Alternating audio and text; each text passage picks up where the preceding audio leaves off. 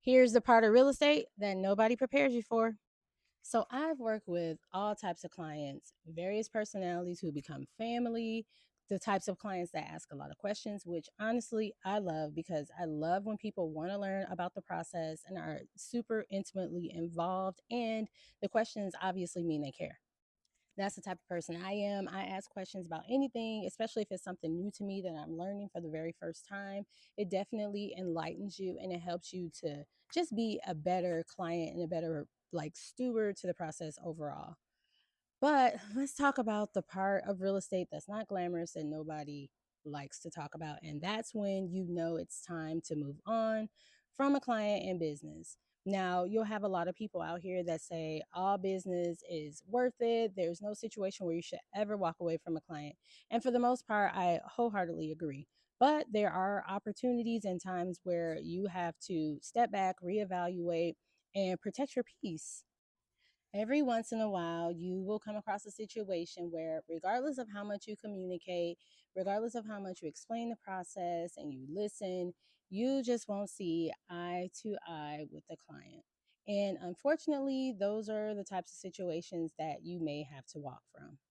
It's hard because as agents, you're always talk about you never walk away from a deal, you never walk away from money, but I beg to differ because you have to protect your peace and sometimes you just got to know when to hold them and when to fold them. Here's one thing that I've learned. Every client is not your client. And that's okay. It could be a lot of different reasons why. It could be a personality mismatch, it could just be a timing thing. There are many reasons out here that can make that situation so. But that doesn't mean that you're a bad agent, and that doesn't mean that that client is a bad person. It just means that you guys were not meant to work together. If for whatever reason the relationship has turned into constant conflict, there is little to no communication, there's just no understanding between you two, then I think that that is your time to go. I've learned that in protecting your peace, and if you're in a situation where you're constantly in a battle with the client and it's negativity, but you're still pouring your energy and your expertise into that client, you're taking away from those clients who value your expertise and your energy, and that's not fair.